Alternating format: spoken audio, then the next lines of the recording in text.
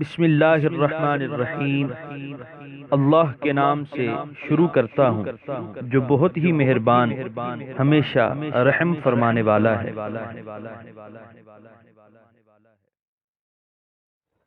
سورہ بقرہ آیت نمبر 122۔ یا بنی اسرائیل اذکروا نعمتی التي انعمت علیکم وانی فضلتکم علی العالمین۔ ترجمہ: اے بنی اسرائیل، یاد کرو میری وہ نعمت جو میں نے تم پر فرمائی، اور خصوصاً یہ کہ میں نے تم کو فضیلت دی اس زمانے کے سب لوگوں پر۔ سورہ بقرہ آیت نمبر 123۔ واتقوا يوما لا تجزي نفس عن نفس شيئا ولا يقبل منها عدل ولا تنفعها شفاعة ولا هم ينصرون۔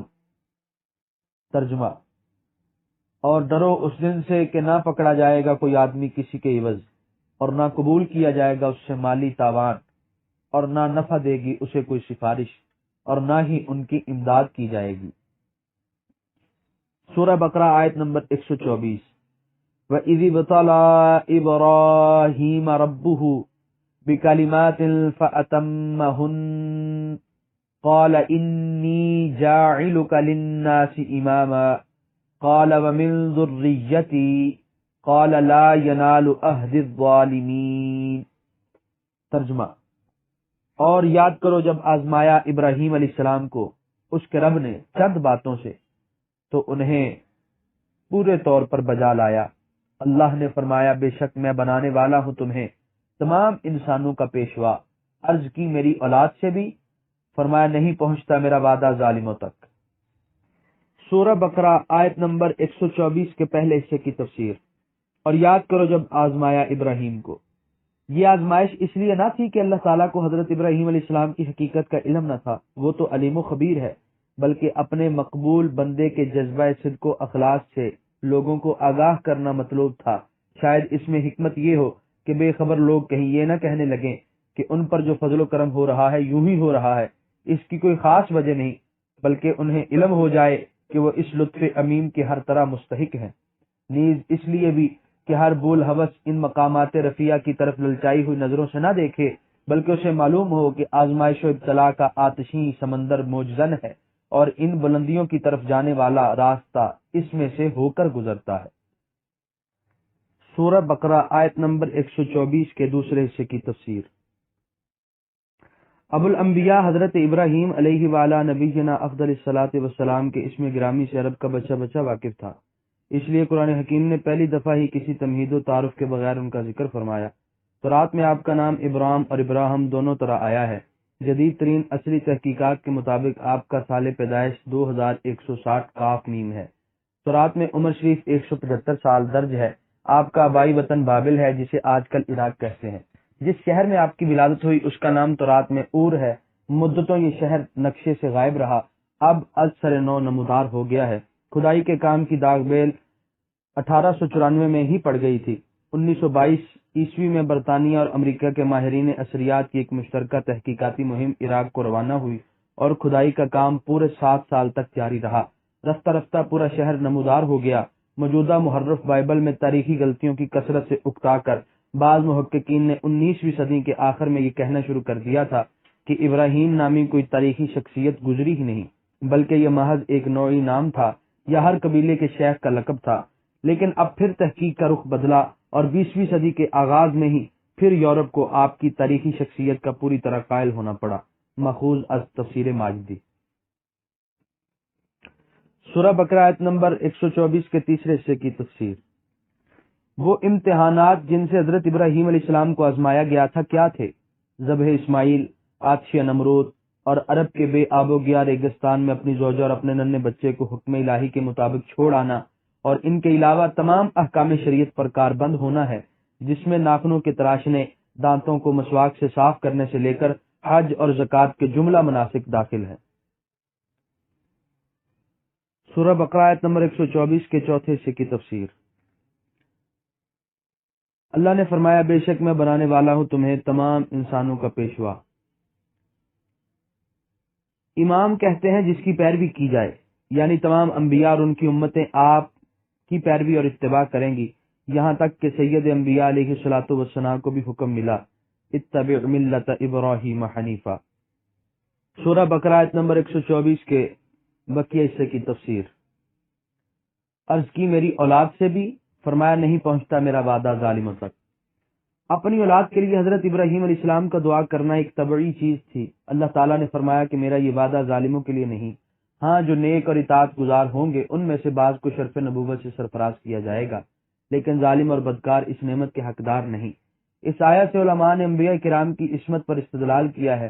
نیز صدر مملکت میں جن صفات کا پایا جانا ضروری ہے ان کے متعلق علماء اسلام نے تصریح کی ہے، یعنی امام وہ ہوتا ہے جس کا دامن کبیرہ گناہوں سے داغدار نہ ہو، احسان و فضل کی صفات سے متصف ہو، اس کے ساتھ اس میں حکومت کی ذمہ داریوں کو بجا لانے کی قوت بھی ہو۔ ان خوبیوں والے خلیفہ یا صدر مملکت کے متعلق ہی حضور علیہ السلام نے فرمایا کہ ان سے مت جھگڑو، لیکن جو فاسق و فاجر ہوں وہ خلافت و صدارت کے اہل نہیں۔ سورہ بقرہ آیت نمبر 125۔ وَإِذْ جَعَلْنَا الْبَيْتَ مَثَابَةً لِلنَّاسِ وَأَمْنًا وَاتَّخِذُوا مِن مَّقَامِ إِبْرَاهِيمَ مُصَلًّى وَعَهِدْنَا إِلَىٰ إِبْرَاهِيمَ وَإِسْمَاعِيلَ أَن طَهِّرَا بَيْتِيَ لِلطَّائِفِينَ وَالْعَاكِفِينَ وَالرُّكَّعِ السُّجُودِ۔ ترجمہ۔ اور یاد کرو جب ہم نے بنایا اس گھر خانہ کعبہ کو مرکز لوگوں کے لیے اور امن کی جگہ، اور انہیں حکم دیا کہ بنا لو ابراہیم علیہ السلام کے کھڑے ہونے کی جگہ کو جائے نماز، اور ہم نے تاکید کر دی ابراہیم علیہ السلام اور اسماعیل علیہ السلام کو کہ خوب صاف ستھرا رکھنا میرا گھر، طواف کرنے والوں، اعتکاف بیٹھنے والوں اور رکوع و سجود کرنے والوں کے لیے۔ سورہ بقرہ آیت نمبر 125 کے پہلے حصے کی تفسیر۔ اور یاد کرو جب ہم نے بنایا اس گھر خانہ کعبہ کو مرکز۔ اللہ تعالیٰ کا یہ فرمان ہزارہ انقلابوں کے باوجود جس طرح پورا ہو رہا ہے، دوست دشمن سب اس کا مشاہدہ کرتے چلے آئے ہیں اور تا قیامت مشاہدہ کرتے چلے جائیں گے۔ سورہ بقرہ آیت نمبر 125 کے دوسرے حصے کی تفسیر۔ انہیں حکم دیا کہ بنا لو ابراہیم کے کھڑے ہونے کی جگہ کو جائے نماز۔ وہ پتھر جس پر کھڑے ہو کر حضرت ابراہیم علیہ السلام کعبہ کی تعمیر کرتے رہے اس کو مقام ابراہیم کہتے ہیں۔ اللہ تعالیٰ کو اپنے محبوبوں کی ہر ادا اور ان سے تعلق رکھنے والی ہر چیز بڑی پیاری ہوتی ہے، یہاں تک کہ وہ بے جان حقیر پتھر جسے حضرت خلیل علیہ السلام کے پاؤں سے چھو جانے کا شرف حاصل ہوا، وہ قدرت کی نگاہ میں اتنا عزیز اور ذیشان ہے کہ امت مصطفی صلی اللہ علیہ وسلم کو حکم دیا جا رہا ہے کہ اسے اپنی جائے نماز بنائیں۔ سورہ بقرہ آیت نمبر 125 کے بقیہ حصے کی تفسیر۔ اور خوب صاف ستھرا رکھنا میرا گھر۔ اب کعبہ کی آبادی اور رونق افزائی کا اہتمام فرمایا جا رہا ہے۔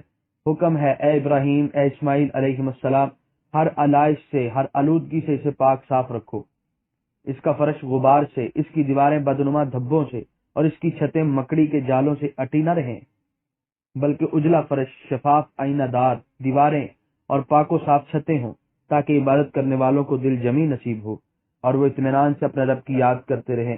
جب ظاہری پاکیزگی کا اتنا اہتمام ہو رہا ہے تو کفر و شرک کی غلاظت و عفونت سے اسے پاک رکھنا کتنا اہم ہوگا۔ اسی دلیل سے ہر مسجد کو پاک و صاف رکھنے کا حکم ثابت ہوتا ہے۔ سورہ بقرہ آیت نمبر 126۔ وَإِذْ قَالَ إِبْرَاهِيمُ رَبِّ اجْعَلْ هَذَا بَلَدًا آمِنًا وَارْزُقْ أَهْلَهُ مِنَ الثَّمَرَاتِ مَنْ آمَنَ مِنْهُمْ بِاللَّهِ وَالْيَوْمِ الْآخِرِ قَالَ وَمَنْ كَفَرَ فَأُمَتِّعُهُ قَلِيلًا ثُمَّ أَضْطَرُّهُ إِلَى عَذَابِ النَّارِ وَبِئْسَ الْمَصِيرُ۔ ترجمہ۔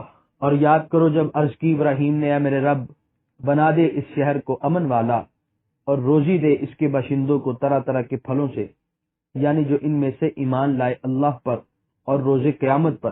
اللہ نے فرمایا ان میں سے جس نے کفر بھی کیا اسے بھی فائدہ اٹھانے دوں گا، چند روز پھر مجبور کروں گا اسے دوزخ کے عذاب کی طرف، اور یہ بہت ہی برا ٹھکانہ ہے۔ سورہ بقرہ آیت نمبر 126 کی تفسیر۔ حضرت خلیل علیہ السلام نے عرض کیا، رب کریم اس شہر کو امن کا گہوارہ بنا دے اور اس کے ایماندار شہریوں کو تازہ پھل کھانے کے لیے عطا فرما۔ اللہ تعالیٰ نے دونوں التجائیں قبول فرمائی۔ امامت کے سلسلے میں چونکہ یہ ہدایت کی گئی تھی کہ یہ صرف فرما برداروں کا حصہ ہے، اس سے سبق لیتے ہوئے حضرت خلیل علیہ السلام نے رزق طیب کا سوال کیا تو صرف اہل ایمان کے لیے، لیکن پروردگار عالم نے فرمایا کہ رزق تو مومن اور کافر سب کو دوں گا، لیکن کفار چند روزہ زندگی گزارنے کے بعد اپنے کفر و سرکشی کی سزا بھگتنے کے لیے دوزخ میں پھینک دیے جائیں گے۔ سورہ بقرہ آیت نمبر 127۔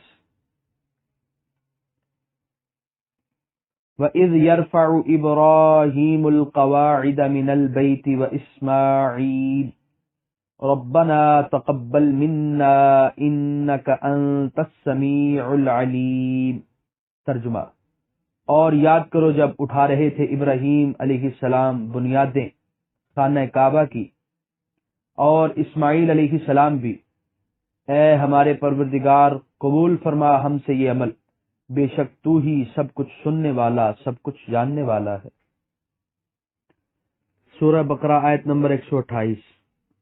ربنا وجعلنا مسلمین لک ومن ذریتنا امة مسلمة لک وارنا مناسکنا وتب علینا انک انت التواب الرحیم۔